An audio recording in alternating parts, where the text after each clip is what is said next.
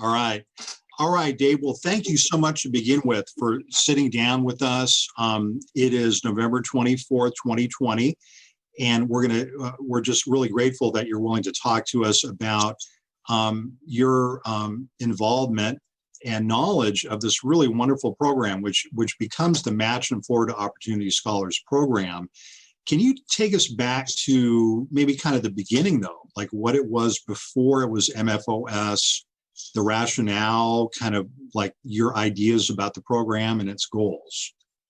Yes, be happy to do that. And first of all, I've just got to say, Paul, thanks to you and your great staff for continuing the work of Sam Proctor and the Oral History Center. It's so important to not only the University of Florida, but to everybody. And as we look at how we've evolved and where we are today, it's so important to capture that. So thank you. Thank you. I take you back to maybe 2005. I know we say that the program began in 2006, but I was in my office. I was at that time the Associate Vice President for Student Affairs in Tigard Hall.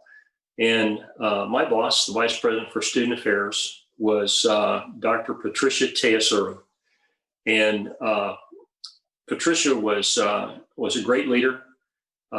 She had been in a meeting that day with Karen Folks, and Karen Folks was the director of the financial aid program at the University of Florida.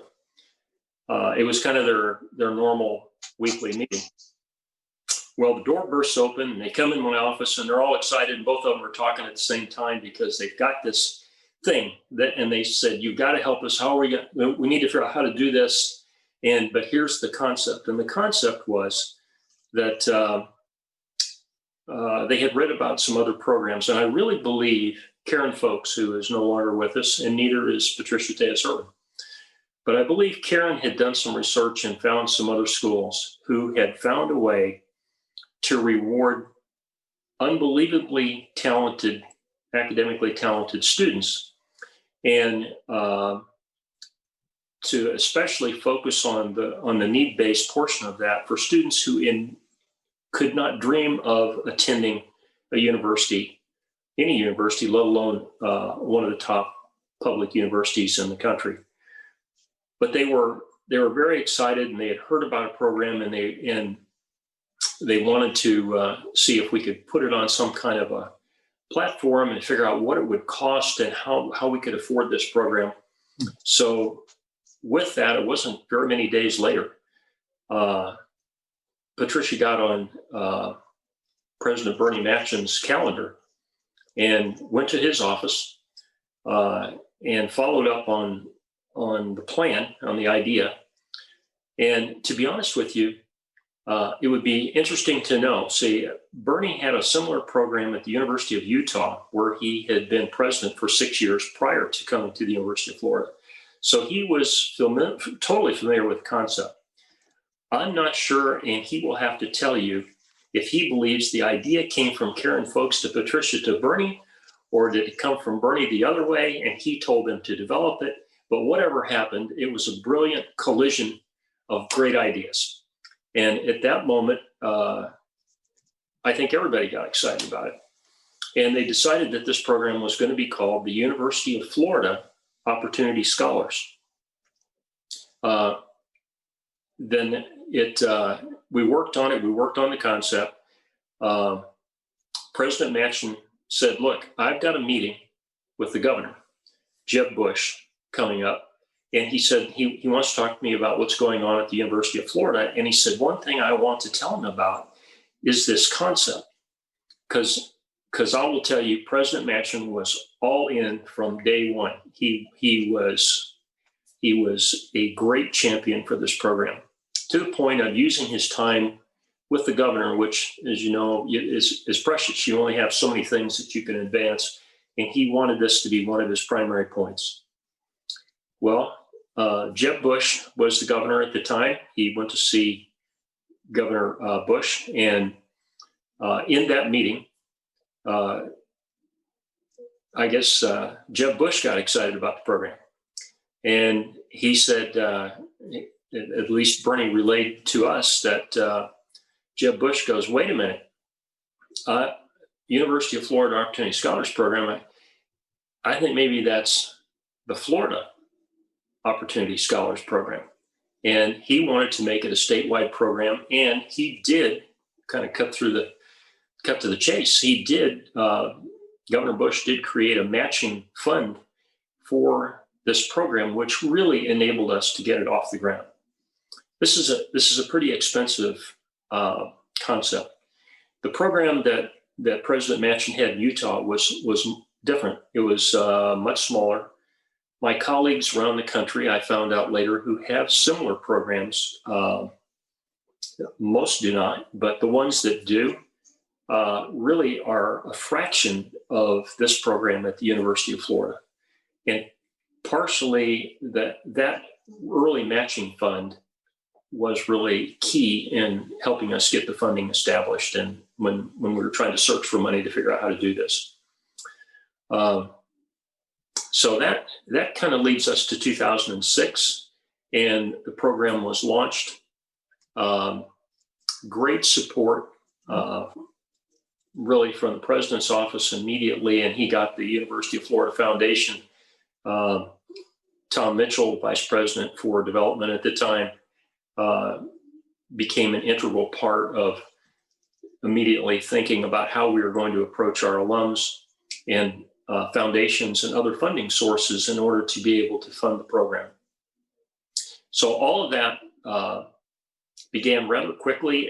We moved pretty fast. Everybody was excited about it, and so it was pretty easily to do. It was easy to do until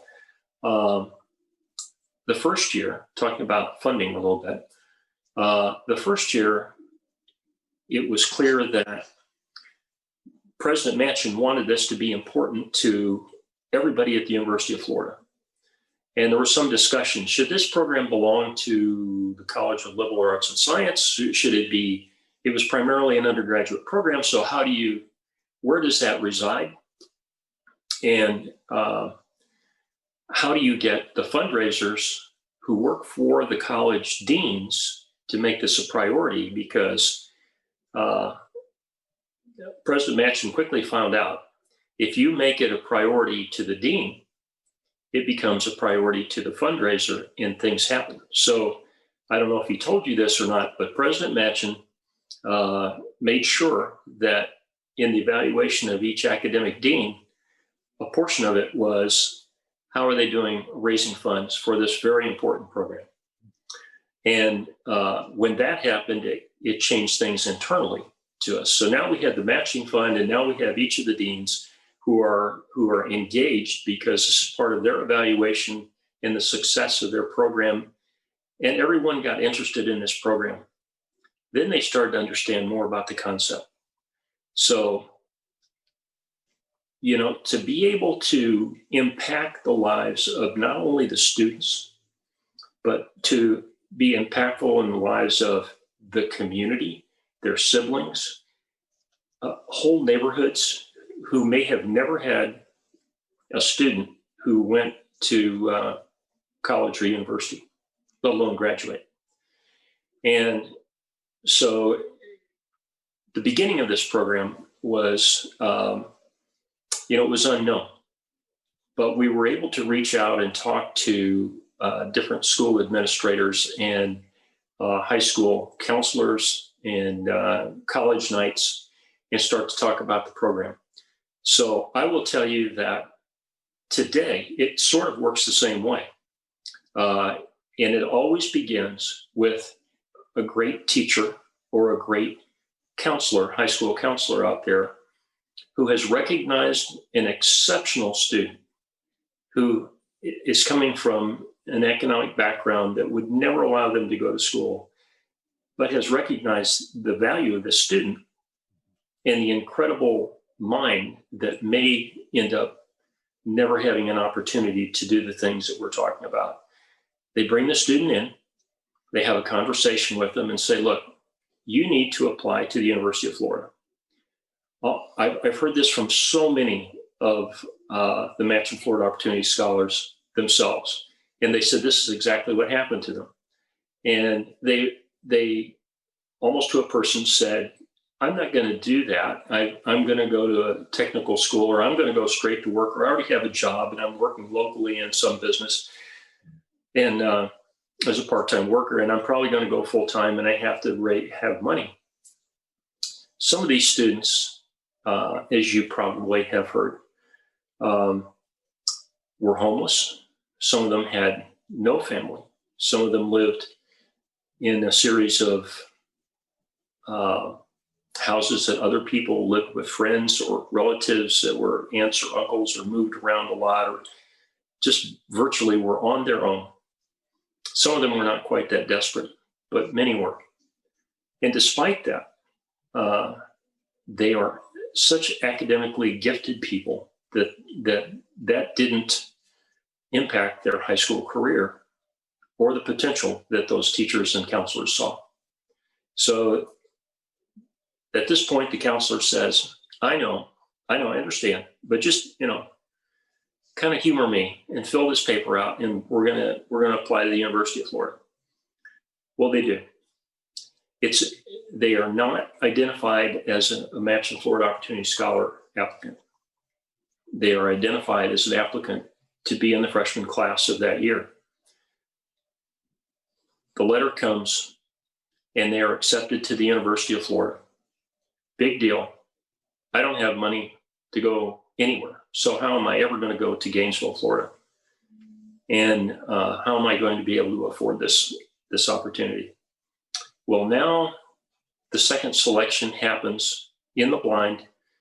These students have then been sorted to find out they have to have a family income of less than $40,000 a year. They have to be first time in college.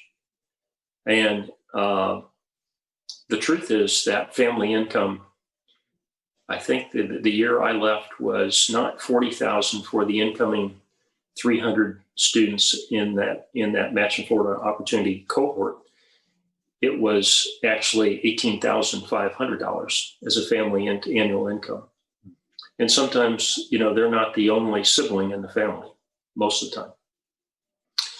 So when that comes, and that's matched to the academic quality of these students, the second letter arrives, or now the second contact. It was a letter in my day. I'm not sure we're still doing it that way.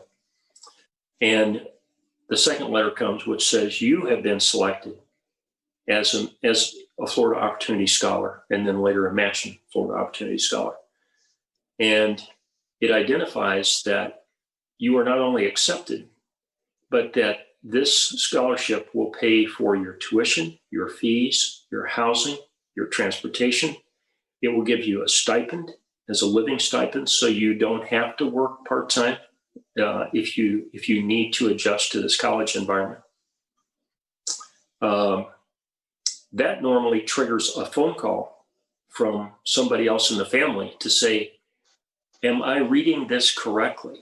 Do we, or what does this actually say? So a wonderful, life-changing experience. And as I say, sometimes these students were coming from areas that no one in their immediate high school cohort was planning to go to college.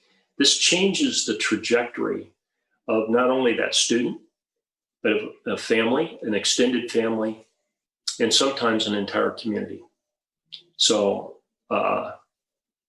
it was so rewarding, and it was so heartfelt when we met these students that I think this program could not fail. And it was too important for any of us to let go of this. And so I considered it when I became vice president for student affairs in 2012. My time as associate VP and then as vice president, I considered it my most important work. It was the best part of my program always, and the best part of my life at the University of Florida. The students are really the story. Unbelievable. So we had an opportunity to continue fundraising and always trying to feed this program so we could support these students. And invariably, Leslie Pendleton and the great staff that supports this program and the foundation representatives would come with wonderful data about the students, their success rate, which we might get to a little bit later, and tell their story. That's fine. That was compelling. But the thing that sold the program, always, we would bring a couple of the students with us. And the Match and Florida Opportunity Scholars would get up and we would say, would you tell your story? And, you know, these students are not, they're not intimidated by much. And they're not trying to hide the fact that they came from means that were less than the other students they're probably in class with. And they simply would tell their life story. They would get through the story fine. Everybody in the audience would be crying. So that's the brilliance of this program, and why I think it meant so much to all of us. Well, Dave, that's a wonderful, you walked us really through a wonderful sequential narrative of the beginnings of the Opportunity Scholars Program. As an administrator, and you talked really eloquently also about some of the institutional kind of institution building that the program was engaged in and collaborations with the deans. Could you talk a little more in the beginning about some of the challenges? I mean, Bernie talked to a certain extent about this, this is a new program. And as you know better than most, getting anything new in a university, especially the size of the University of Florida, is a challenge. What were some of those early challenges in really getting this like buy-in or different units to work together or what have you? You know, I had many of my friends and some of the other, some of the other administrators and some of the folks really involved in as alumni on our boards and other things, working with existing programs. And they would hear about this program and they would kind of circle back to me and say, what are you doing? I mean, how do you expect a student, as you're describing these students that we're going to bring to campus, how do you expect that student to survive when they're thrown in here with so many students? I think last year, we had 48,000 applications and we had 6,500 kids. We accepted 12,000 of the 48, and we had 6,500 or 6,800 kids in the incoming freshman class. And when you look at the demographics, you look at the family income, you look at the resources that many of these kids have, and as you push that measurement up to try to be one of the top universities in America, well, we all know what happens.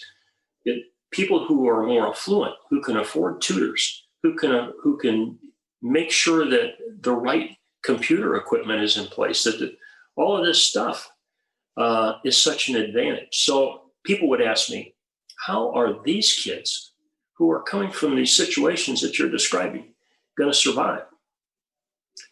And, you know, I said, I don't know about all the students at the University of Florida, but I am not worried about these kids. If they have done what they have done to get here in the fashion that they have done it, they're going to be just fine. And you know what? They were. We made sure of that.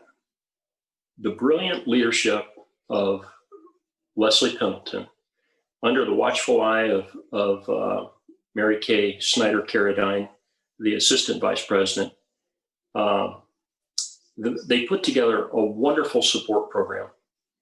And the portions of this program to ensure that these students from day one knew that they were a priority was so important to how does this program then work. So in the fall, one of the first things that happen when the students arrive is that there is a reception, and it was at the president's house, now called the University House on the lawn.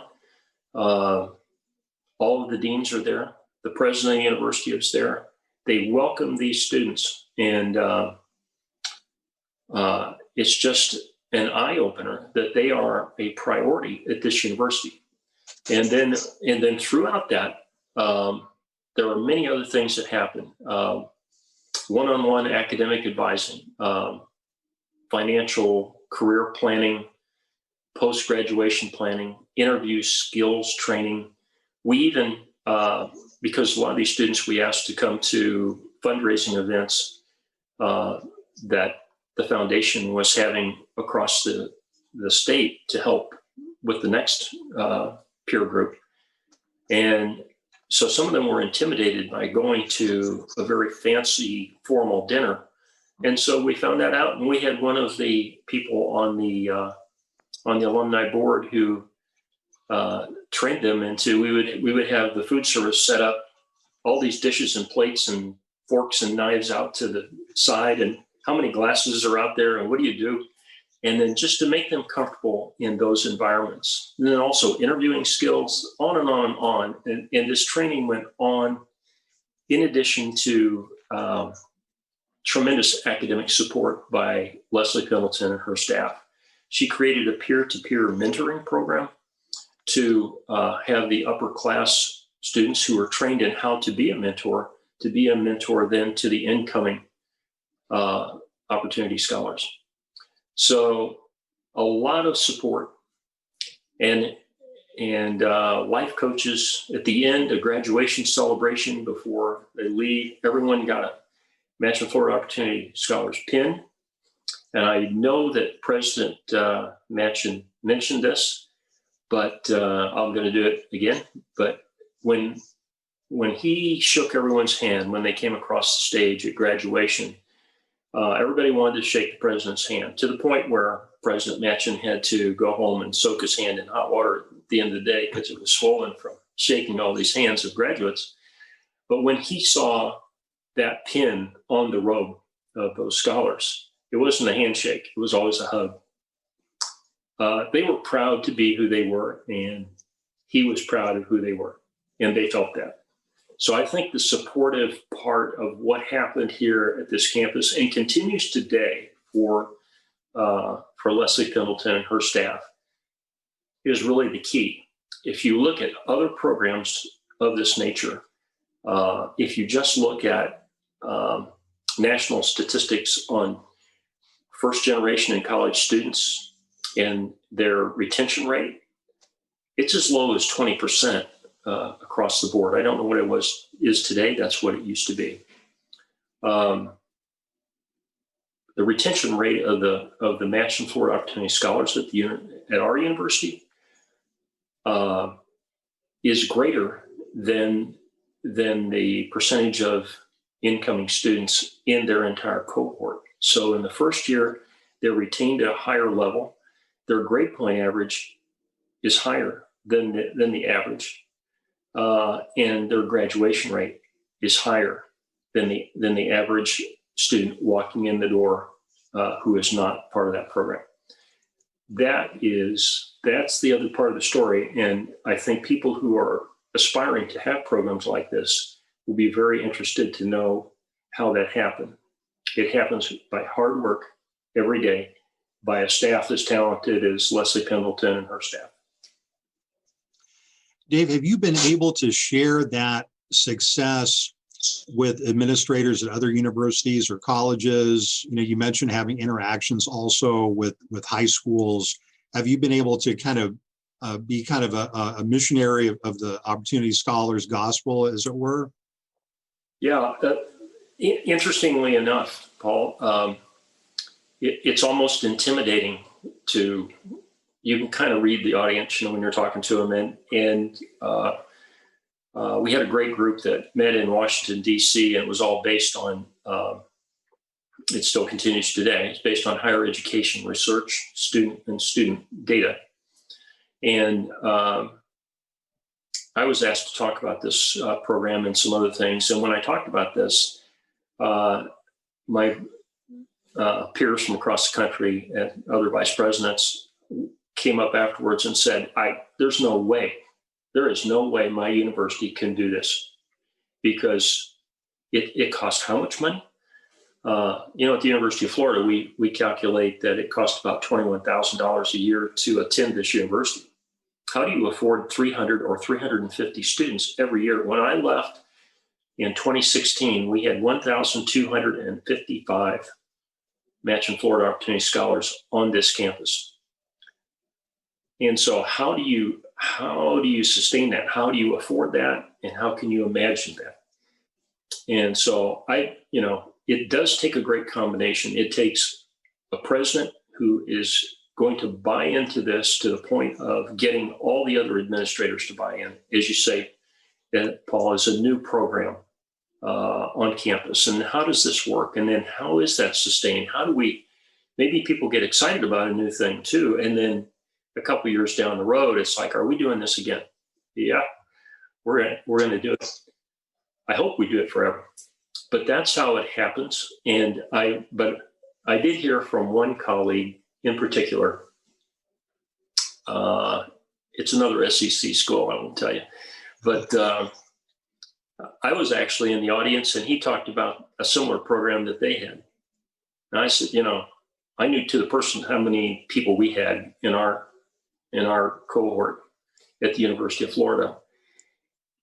He was so excited to tell the crowd and talked. He had like a 20-minute presentation. He too talked about 15 minutes of it about their program similar to this.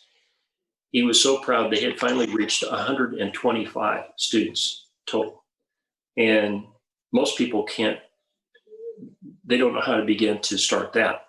But where we were seemed like another planet. I believe today that our program at the University of Florida is the finest in the United States. I think it is the benchmark. I don't know of another one that is close. One of the things, Dave, that we're really focusing on in our spring internship, where we'll have a cohort of about 15 students, doing interviews with current MFOS students and alumni, is this issue of equity in higher education. That's kind of generally how the course, thematic is designed. And as you know, a lot of universities are having challenges. You mentioned the low retention rate for first generation college students. A lot of universities, especially in the South, are dealing with rapidly declining rates of African-American student enrollment. Right. What does the MFOS story or experience have to offer to us, those of us who are really concerned, well, hopefully all of us, but for those of us who are especially concerned with equity in higher education access, the role that public land grants play in promoting social mobility, for example? I mean, what is the MFOS story here? How can it inform this endeavor? Well, against the tapestry of what the land grant university were supposed to be all about, which was access to everyone throughout the United States and ability to go to a university. And yet what's happened to us over the years is that it has become so difficult to get into the land grant universities. And you can talk about North Carolina, or you could go wherever you want to go, whatever state you want to go to. Michigan, you can go wherever you want to go, and talk about trying to get access into these programs has gotten harder and harder, because the quality has gotten better and better. And yet the cost has not risen like it has at Ivy League schools or other schools that are now academically pretty close. And so all of a sudden it kind of flipped the narrative here. All of a sudden now we have land grant schools that are difficult to get into. They're big schools, but you've got people competing. As I said, we had 48,000 applicants for our freshman class this past year. Well, how do we reconcile the fact that the other thing happens that we talked about before, which is that people with money who have the ability to go to prep programs or have tutors and have those assets start to even make it harder for students who are of normal means. I'm a first generation student. My father had a 6th grade education. It's different. It's hard because you don't have someone to tell you how to even maneuver the waters to advance. It almost, when I look back, and I bet a lot of people who ever had similar circumstances would say, I was lucky. I had one teacher, or I had one coach, or I had whoever it happened to be who took an interest and helped me at least figure out how to get these things done. The other thing that's happened to us in this country is that, at least I know in Florida and many other states, you cannot have a program that is labeled as an affirmative action program. Affirmative action is not a dirty word. It's not a dirty term. It was something that was created to recognize the fact that we have to have equity in our programs, that we have to help students. And if you help a student in that situation, you have done a remarkable thing. Well, when that became impossible for us to do, what the Machen Florida Opportunity Scholars Program did was allow us, through the first generation criteria, the low income, the economic condition income. And today it's not an affirmative action program, but the results are that we have a tremendously diverse population within that program. And I think if we can think about not taking the Machen Florida Opportunity Scholars as the only way, but as a pathway, and how you approach that. And maybe you were in another school. I worked at other universities before I came here, and I worked at regional schools and places that can't imagine the resources that exist here. But even those of us who are here at this big university that has a big endowment and has all of these assets, we know that all the money is already accounted for. I mean, it's already dedicated to something, to a program. So if you're going to take money and move it somewhere, you're going to take it from someone, and this becomes painful. So that, I think the bottom line to your question is, it takes enlightenment. It takes that aha moment, like Patricia Tejas-Urban and Karen Folks and Bernie Machen saying, we can do better. Here's a way to do this. And not only can we move the needle, this isn't a way to increase our numbers. This is a way to help people who need the help the most and who would be rewarded in such a way that it would attract other people to be here. I think it has to be a concerted effort. It has to be focused, and some things come from the bottom. I think this has to be supported from the top at whatever school we're at. Mm-hmm. Excellent. Marianne, do you have questions for Dave?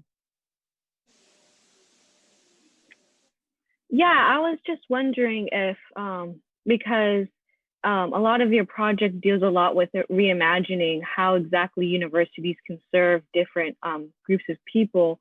And I was wondering if the designers and architects of this program, if you all had looked overseas to study how like other universities in other countries might operate, or if you really just were looking at if it was more of like an intrinsic approach.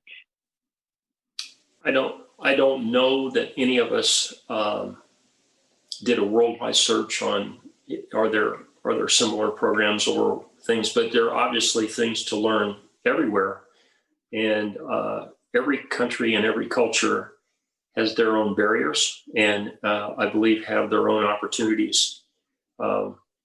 Such as, I mean, even within the United States, the fact that the state of Florida still has Bright Futures, which is not a merit-based program.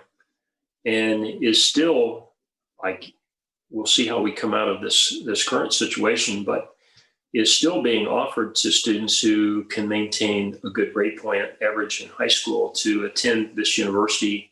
The fact that our legislature has really forced tuition to remain as low as it is, at this moment in time, there are, and since I retired, I've lost track of the exact number, but AAU universities, the top tier of universities in America, there are someplace between 60 and 65. The number changes every once in a while. Somebody will fall out and somebody might get added back in. So these are the Ivy League schools. So you've got Harvard and Yale and Stanford, and then you have the top tier public universities. So you've got Michigan and Virginia, University of Florida, North Carolina, and there are only a handful. When you look at how many colleges and universities there are only that many. And currently, so everybody watches everybody else's data, which is like, how much is tuition? How much are the fees? How much do you pay this person? And so when you look at this data and you just look at tuition, and if you would take the 65 universities that belong to the AAU, the top in America, and you look at what the tuition is, the lowest tuition of all of them is the University of Florida. Now, here's the thing. If you would double our tuition today, we would still be the lowest of those 65. That is remarkable. So there are things here that I think sometimes we sort of take for granted that doesn't exist. I have relatives of mine. I came from Illinois originally, and who just graduated from a regional school, one of the regional schools in Illinois. They're not an AAU university. The cost of attending that school was much higher than the University of Florida as an in-state student. It's kind of remarkable. So when you put that together, is there something now that maybe is in Spain, or maybe there's something that is on another continent? Maybe there's something in France. Maybe, I don't know.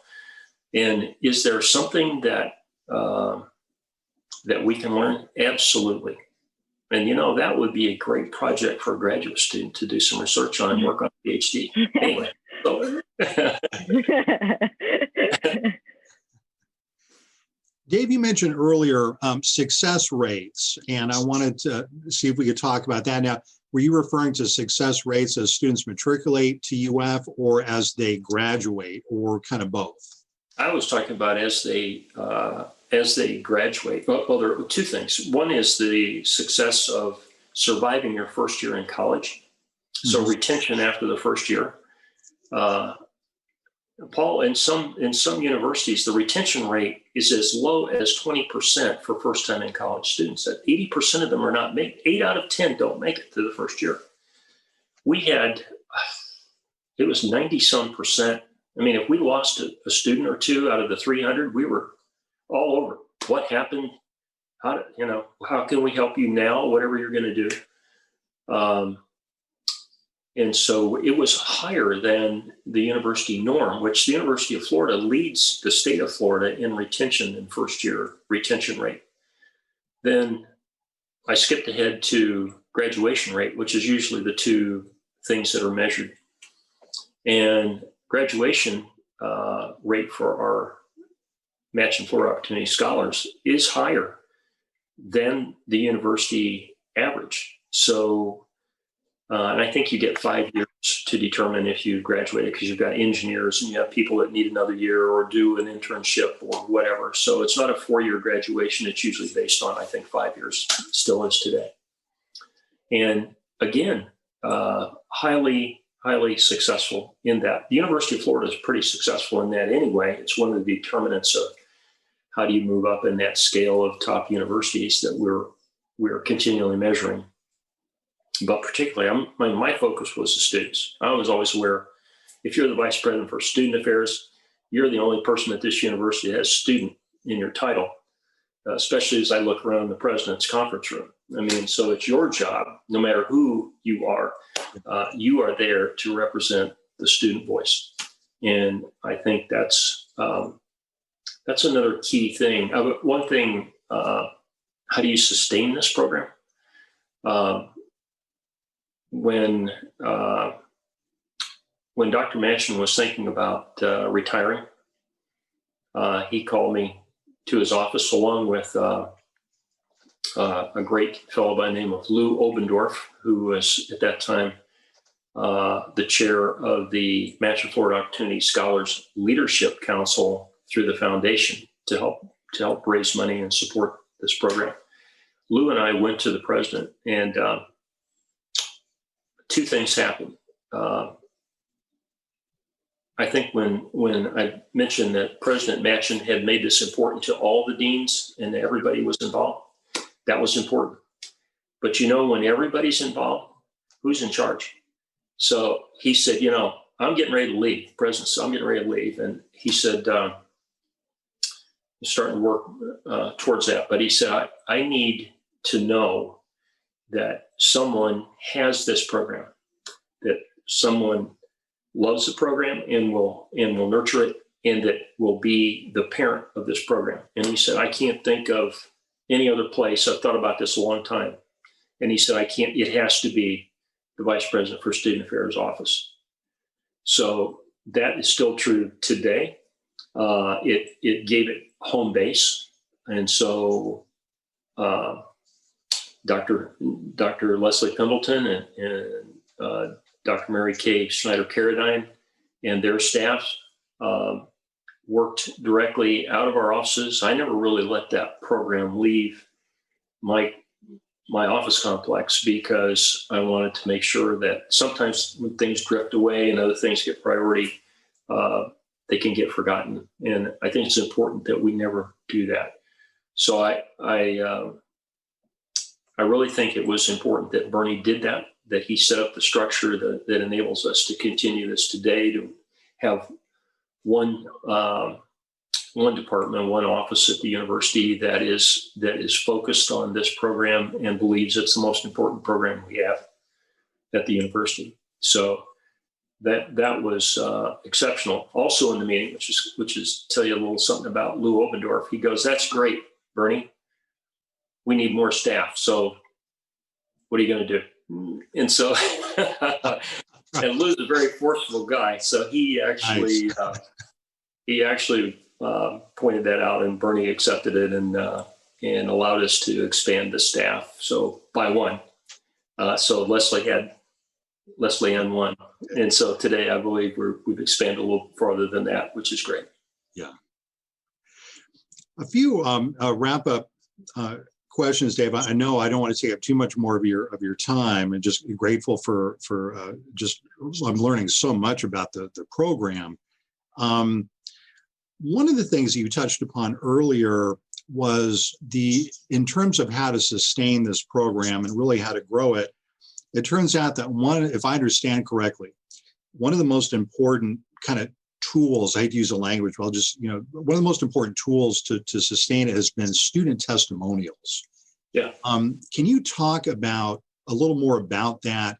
Some of the students that you've been in contact with, the testimonials that have really moved you, kind of on a personal level. Wow. Well, the first person I guess I always think of is a young man by the name of Brandon White. Brandon was phenomenal and really was, I think an early recognition of that we need students to be out front to tell their story on this. And he really wanted to do this. And Brandon was so charismatic. I don't know how he got to be so graceful in front of people and talking to them, but he was. And he was so heartfelt and sincere that it was a natural. And after Brandon graduated, he went to law school. He got his first job, got his first paycheck, and sent a sizable check to the University of Florida. I'm thinking, what did I do? Well, I tried to go get a better car. Brandon, Wow. Brandon, his first check that he earned as a lawyer, he started giving back to the University of Florida and supporting this program. There's another student that I won't reveal her name, but she.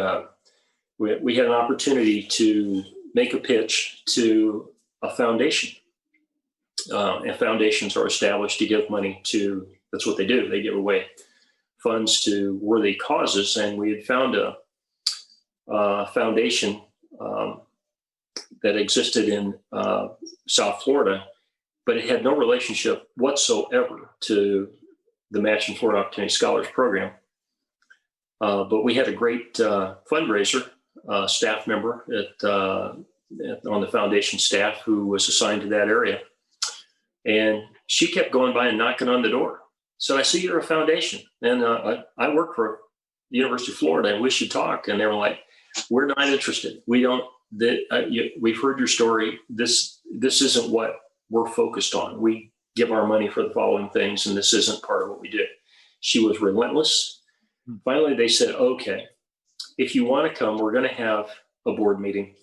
It's going to be in your area around Gainesville. And if you want to, you can come and we'll give you 10 minutes on the program, but I'll tell you, we're not going to give you any money. But I think it was just to say, get her out of the door. So we did that. And so we went and it was a little luncheon, and they took a break over lunch to hear us. And so I was there, and a couple of folks from the foundation. We took a couple of students, and we told them about this program. And I could see that it was interesting. It was a good thing, but I could see they were like looking at their watches. We got to finish here, and we got to get back to this other stuff that we're here for. And then we let one of the students talk. Said, well, if you have just a little more time, we happen to have a student with us who this is where your money would go. So they can tell you, not us, not as administrators or people who work at the University of Florida, but here's a student who is in this program. And there was a pretty hard-nosed guy. He was in the construction industry. I kind of knew his family name. He's a big deal. And he was on this foundation board. He was sitting behind me. And he was one of the more grumpy people in the room. I'll just tell you, he was like, I don't know what we're doing. She started talking, and I heard him cry. I thought, well, let's see what happens. They immediately, at the end of that meeting, began their support of this program. And I think they still support it today. So students have been critical throughout and that's the point. I mean, there are so many things that fundraisers at universities across the world will come to you and ask for money, and it's all worthy, whether it's to support agricultural research or medical research or some specific program for equine excellence. I mean, whatever it is at your school that's a big deal. So there are so many different competing ideas out there. But when you're someone who may consider giving money back or give back money as an alumni to your school or something, if you can tell where that dollar goes, because so often, especially when you try really hard and you gave $100 because it's what you had, and then you read in the paper that somebody gave $1 million, you're like, well, did my money even matter? Well, in this case, every time they meet a student like this, and they're the ambassador for the program, it sells itself and it justifies itself. So I think that the opportunity for me to work with this program and these outstanding students has been an opportunity of a lifetime for me. And I believe that they have been among the most deserving students I've ever known in my career. Dave, where would you like to see the Machen Florida Opportunity Scholars Program evolve to say 5-10 years from now? Well, I think what we're talking about doing, which is to share more wholly this idea with other universities. Of course, I would like the University of Florida to expand this program and to always grow it and to look at ways to reach out to make sure that we are serving all of the people in the state of Florida. But how magnificent would it be if this idea would catch on nationally, and that we had other universities and other colleges who were more intentional about putting the platform together to provide success for these students. And I think if we are about to do that, if we're about to share this idea in a more broadly accessible way, Paul, I think would be exactly what we need to do. If we're going to change the trajectory of a life, that's fantastic. What if we could change the trajectory of 10,000 lives? It's amazing. It is. It really is. Marianne, did you have any additional questions? Yeah, I did have one more question. You mentioned briefly when you were discussing student success rates, how if a student was thinking about withdrawing from the university, that those in the program would try their best to listen to the student and even perhaps aid the student in whatever their next career path was. I was wondering if you could discuss a bit more what that relationship and kind of dialogue looks like. It was even more focused than that. The reason for this academic success is that, I don't know if you are today where you were as an incoming freshman when you decided what you wanted to do in life. I was going to be a dentist. And I'm glad that didn't happen.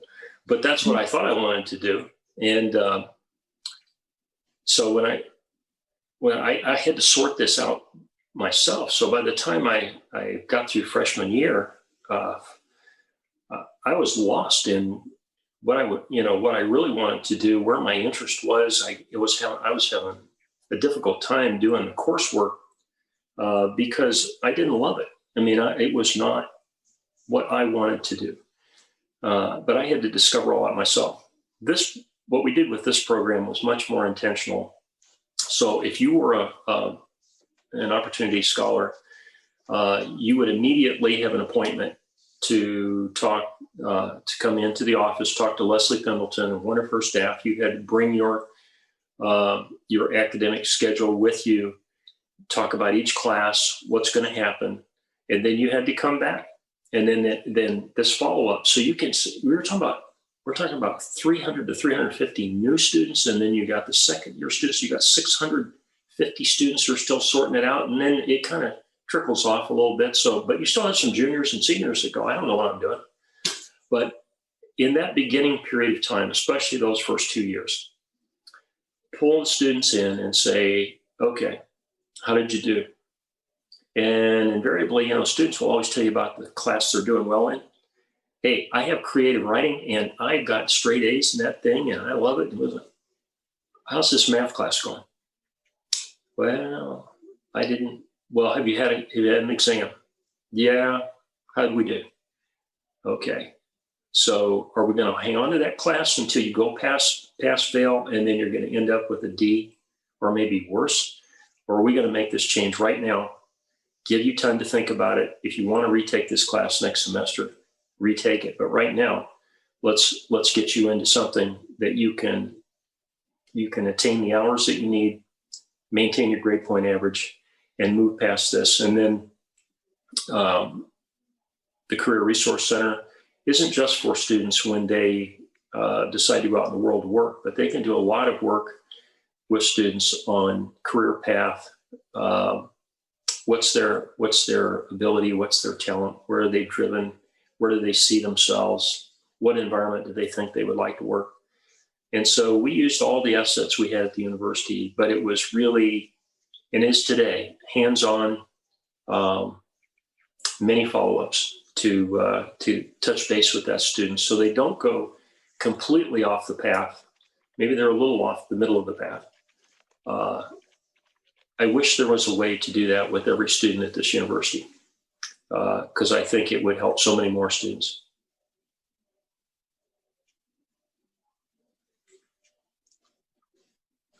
All right, additional questions, Marianne, or? I think that's it. Okay. Well, Dave, we have taken up a whole hour of your time.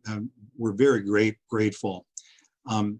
As I mentioned, we may be calling, well, I'm pretty sure I can tell you we will be calling on you again in the future with some follow-up questions. We'll be giving you a copy, an audio copy of your interview. We'll eventually be transcribing it into a written form. The final form for all of these interviews will be the UFDC, University of Florida Digital Collections at Smathers Libraries. And so we'll just kind of go from there. If there's any questions you have now or in the future, just let me know. Like I said, we're planning to work on a film. We'll probably start the production over the summer, and then plan to release the documentary in early November.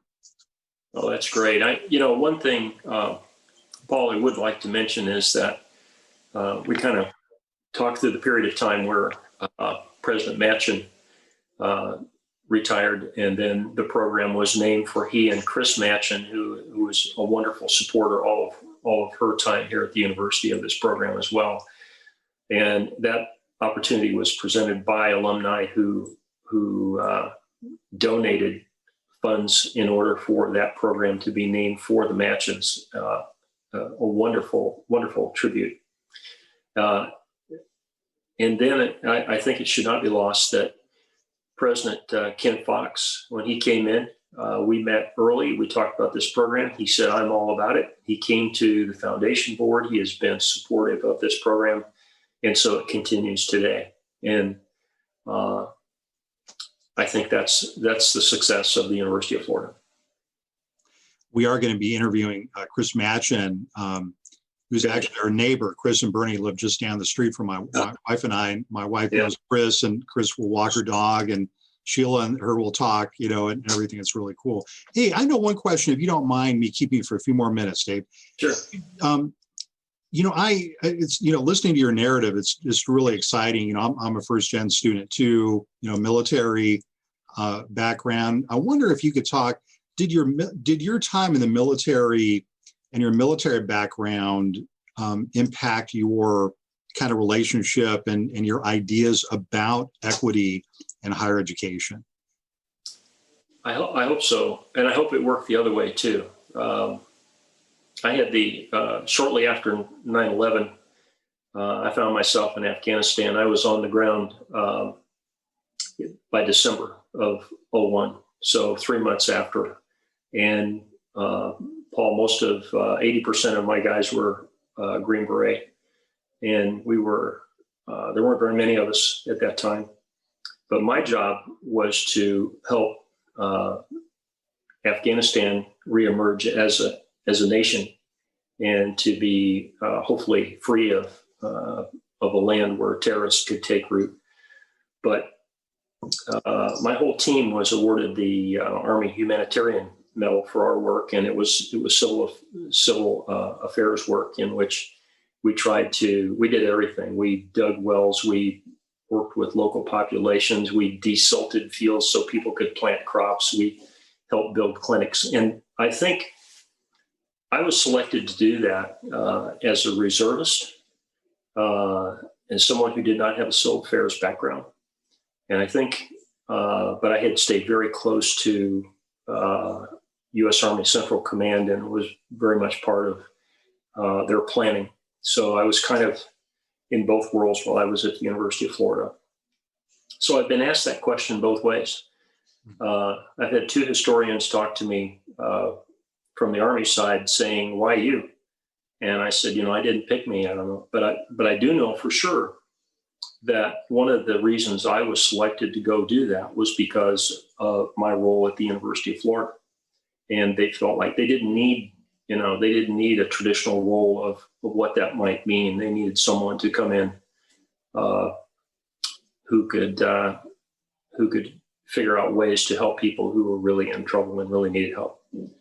So the other way, when I came back home, I had my boss, at that time, the great Dr. Art Sandine, said, Dave, what? He said, you're a general in the Army? He said, what? He said, you must be totally different when you're over there.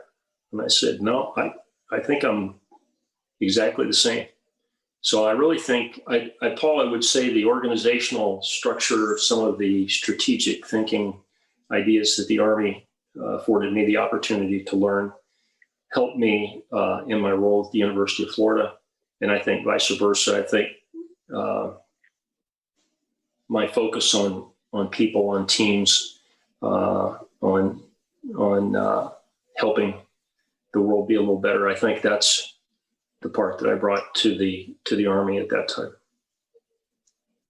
All right, excellent. Well, Dave, I bet you'd say the same thing about you. Well, yeah, and actually, I realized we have something in common because I also was in a civil affairs unit, albeit in Central America. We also got the Humanitarian Service Award, and very challenging time. Seventh group. Seventh group. We were in Fort Davis, in the old Canal Zone, but we didn't spend much time in the Canal Zone. But yeah, I was interested because you'd mentioned earlier affirmative action. And I remember in the military, because I grew up in that culture, I'm a third generation military veteran. We were all NCOs, but the idea behind affirmative action, as you know, is very ingrained in military culture. And it was kind of surprising to me when I kind of transitioned to the academy and realizing, oh, this is really controversial. And I was like, well, for me, it wasn't controversial at all, Right. Because one of as during the Truman era, it became pretty apparent you couldn't fight, we can no longer fight wars with only one group of people leading other groups, right?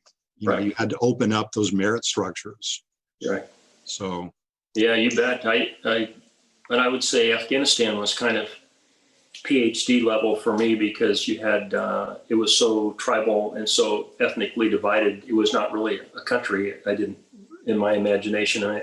So you had the Hazara people and you had the Pashtun people and you had a group of people in the north that actually were isolated in a mountainous area, and they still spoke a version of the Persian language that they think went back to Alexander the Great when he invaded Afghanistan, and it never changed. And that's why National Geographic went back and studied that area, because it was so unique. And so it was really a challenge. And I really think the preparation I had at the University of Florida helped me, and throughout my career, helped me look at people a little bit differently than that. And I think you're right. Sometimes we forget about it in the military. I mean, who can do the job? And when you really need someone, when you're really in it, if you're in combat, you simply don't care. And I think all of that's part of the adjustment. You and I probably need to have a 2-beer conversation. Exactly. Well, okay. I'll look forward to that when things get back to normal, right? Okay. All right, Dave. Well, great to talk to you again, and it's so great to see you, my friend. And you too. Thank you so much for your service, and to all of us. And we'll be in contact. Okay. All right. It's been an honor. Thank you very much. Thank you. Okay. Bye, Dave.